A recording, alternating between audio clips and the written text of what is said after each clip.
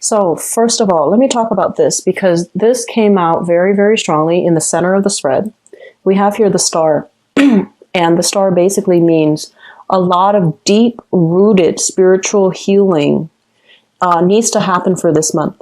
And a lot of the times, deep-rooted spiritual healing can be very, very uncomfortable. It forces us to examine, to really sit down and with ourselves and in a quiet environment, to really sift through a lot of the things that have hurt us in the past. A lot of the things that we have done to hurt ourselves, hurt other people. And so this is a really, I feel like, on the one hand, there's a lot of work that you have to do. There's a lot of responsibilities that you're taking on. A lot of activities that you're trying to hold on to, and you're also waiting for them to pay out. You're waiting for new opportunities.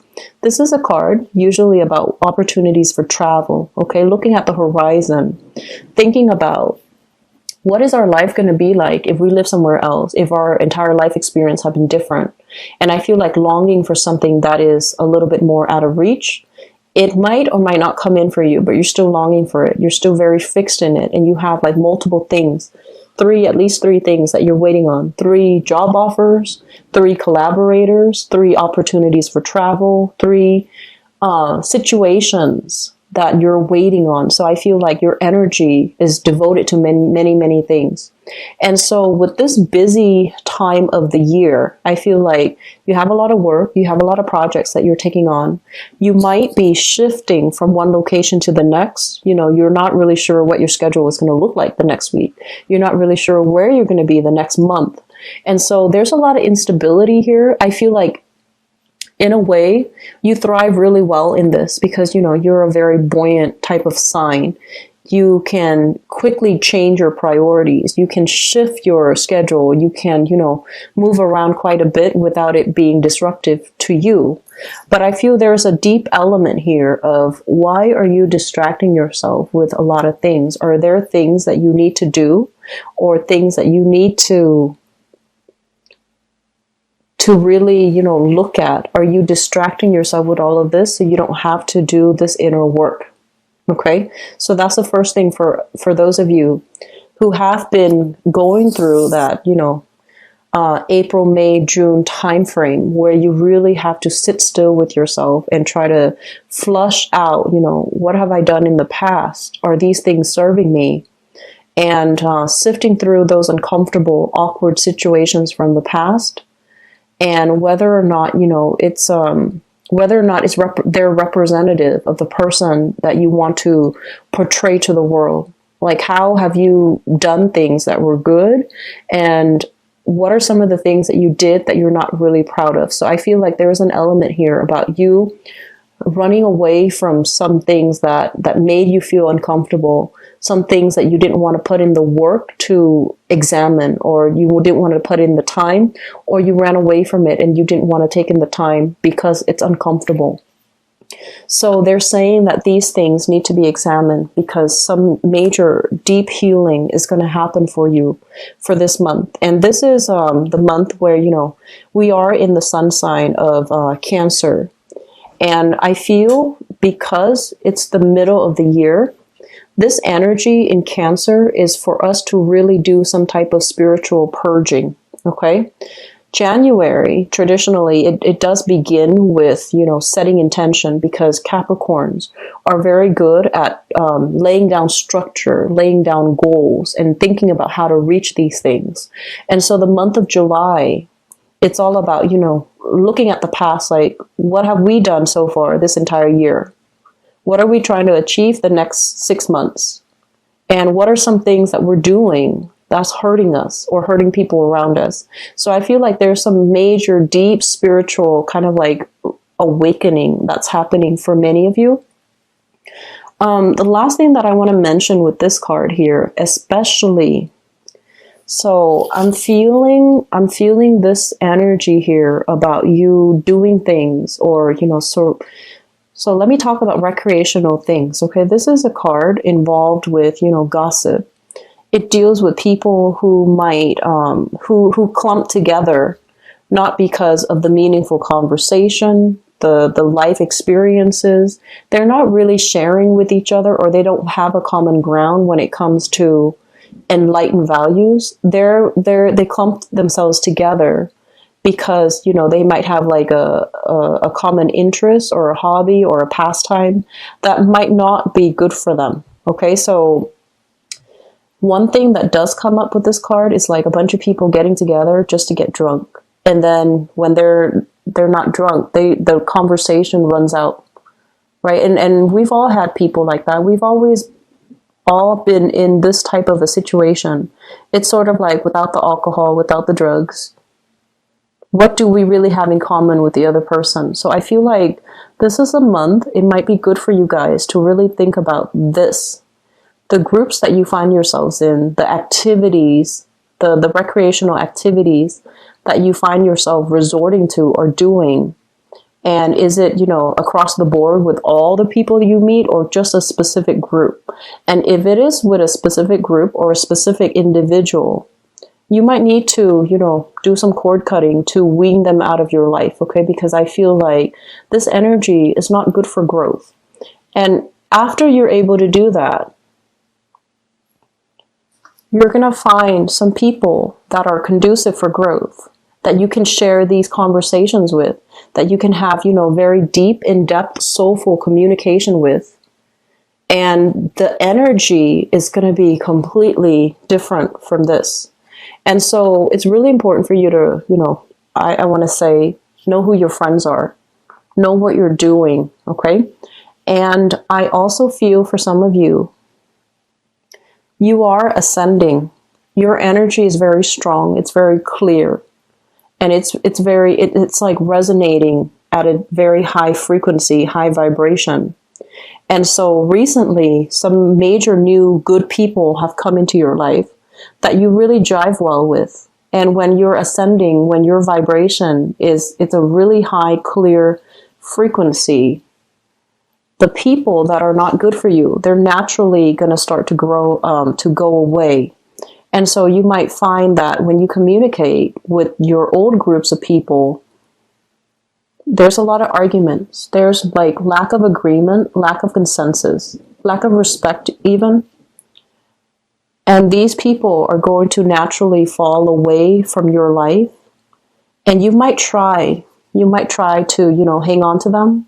For others of you, you might have already known this, and this is the month in which you start to accept the reality of it, which is that you can't cling on to this any longer. You have to turn your back. You have to do whatever is, you know, spiritually better for you, okay? And so it's going to feel, you know, this transition is going to feel a little bit awkward. It's going to feel a little bit disorienting. And it's going to require a lot of just self-awareness from your end in order to handle it well.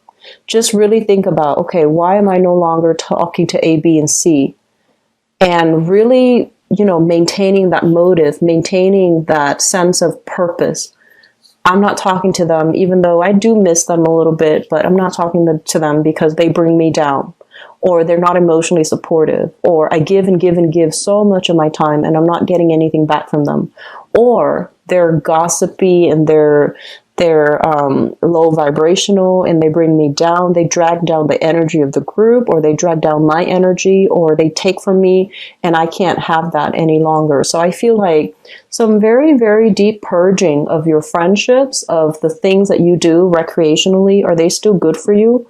I feel a lot of drinking. I honestly feel that.